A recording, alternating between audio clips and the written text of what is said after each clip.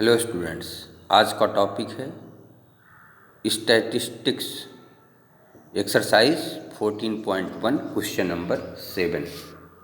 Students screen पे देखिए, question लिखा है to find out the concentration of SO2 in the air in parts per million, that is ppm. The data was collected for 30 localities in a certain city and is presented below. ये देखिए, आपको यहाँ पर दिया गया है, ये data आपको इतना दिया गया है। आगे क्या लिखा है, find the mean concentration of SO2 in the air.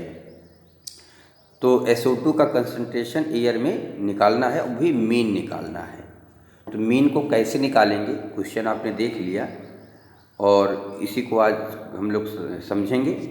तो आइए इसका सॉल्यूशन करके आपको दिखाते हैं कि कैसे आप mean concentration of SO2 in the air find करेंगे। तो चलिए सॉल्यूशन की तरफ। तो स्टूडेंट्स आइए देखिए, फर्स्ट स्टेप में हमने ये सॉल्यूशन लिखा है क्वेश्चन नंबर 7 या आंसर 7 आप लिख सकते हैं इसको। तो पहले concentration of SO2 in ppm में है, जैसा पूछा गया था। दूसरा है फ्रीक्वेंसी, जिसको हमने स्मॉल fi से रिप्रेजेंट किया है, और आगे हमको मिलेगा क्लास मार्क। तो ये दोनों स्टेप जो हैं आपको बुक से ही देख करके नोट करने हैं। ये सारे डेटा आपको क्वेश्चन में ही दिया गया है, हमने उसी को लिख लिया है। अब क्लास मार्क को कैसे कैलकुलेट करेंगे, तो स्टूडेंट्स क्लास मार्क को कैलकुलेट करने के लिए दोबारा से देखिए, ये जो दोनों नंबर हैं 0.00 और प्लस 0.04 दोनों को ऐड कर लीजिए, आपको मिलेगा 0.04। अब जो आता है इसको 2 से डिवाइड कर देते हैं। अगर इसको आप 2 से डिवाइड करेंगे, अपॉन 2 करेंगे, तो मिलेगा 0.02।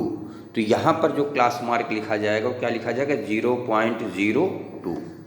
इसी तरीके से सेकंड में आएंगे तो ये लोअर लिमिट होती है 0.04, अपर लिमिट 0.08। दोनों को सम करेंगे और 2 से डिवाइड करेंगे तो स्वाभाविक है आपको क्या मिलेगा, ये देखिए 06 मिलेगा। ठीक है ना, 0.06 मिलेगा। देखिए हम आगे सॉल्यूशन किए हुए हैं, आपको दिखाते हैं। इधर आ जाइए, देखिए हमने यहाँ पर आपको सॉल्व करके दिखाया भी है कि दोनों को सम किया और 2 से डिवाइड किया तो 0.02 आया था, तो हमने यहाँ लिख दिया। फिर नेक्स्ट में दोनों को ऐड करेंगे तो 0.12 आएगा, 2 से डिवाइड करेंगे तो 0.06 होगा, देन 0.10 होगा, 0.14 होगा। इसी तरीके से पूरा ये क्लास मार्क लिख लेते हैं। तो ये समझ में आपके आ गया होगा। अब चलिए बढ़ते हैं अगले स्टेप में। अगला स्टेप कैसे होगा, नेक्स्ट स्टेप में आइए देखिए। अब यहाँ पर हमने एक कॉलम बढ़ा दिया है, यहाँ क्लास मार्क तक बता दिया था। अब यहाँ पर जो नेक्स्ट कॉलम है वो FI आपको यहाँ मिलेगा, XI आपको यहाँ से क्लास मार्क मिल चुका है। अब क्या करेंगे, इन दोनों को मल्टीप्लाई करेंगे 4 × 0.02 और इसका मल्टीप्लिकेशन आएगा 0.08। फिर 9 को इंटू करेंगे किससे, 0.06 से, आपको मिलेगा 0.54। 9 6 54 होता है ना, तो 0.54। इसी तरीके से सभी को मल्टीप्लाई करके ये हमारा ये नया वाला जो कॉलम है, इसको डेटा को तैयार कर लेंगे। अगर ये हमारा डेटा तैयार हो गया तब आगे चलिए कैलकुलेशन करते हैं। देखिए स्टूडेंट्स, उसके बाद हमको क्या करना होगा, उसके बाद हमको इसका सम निकालना होगा। इस टोटल का सम यहाँ पर जिसको हम कहते हैं सिग्मा FI XI कहते हैं। यहाँ सिग्मा लगा देने से पूरा कॉलम ऐड हो जाता है, जिस भी इसका सम आएगा यहाँ पे लिखेंगे। और ये सिग्मा FI की ज़रूरत पड़ती है फार्मूले में, सिग्मा FI। सिग्मा से मतलब हुआ कि समेसन, पूरे कॉलम को सम करना। तो यहाँ पर जो रिजल्ट आएगा उसको लिखेंगे और इस तरीके से हमारा ये नेक्स्ट स्टेप बन जाएगा। तो चलिए हम आपको दिखाते हैं, मैंने सॉल्व किया है। देखिए अगले स्टेप में हमने क्या किया, ध्यान से देखिए, इसका टोटल किया तो कितना आया 2.96 और इसका टोटल किया तो कितना आया 30, और यहाँ दोनों लिख देंगे, बाकी इन दोनों को नहीं सम करना है। चलिए आगे बढ़ते हैं। अगर ये डेटा आपका तैयार हो गया तो फार्मूला अप्लाई करते हैं बाय डायरेक्ट मेथड। इसमें 3 मेथड होते हैं, by direct method, assumed mean method या स्टेप डेविएशन मेथड। तो हम बाय डायरेक्ट मेथड इसको सॉल्व करेंगे स्टूडेंट्स। ये बाय डायरेक्ट मेथड क्या होता है, मीन इक्वल टू, मीन को हम लोग एक्स बार से रिप्रेजेंट करते हैं। देखिए यहाँ मीन लिखा है, यहाँ एक्स बार लिखा है।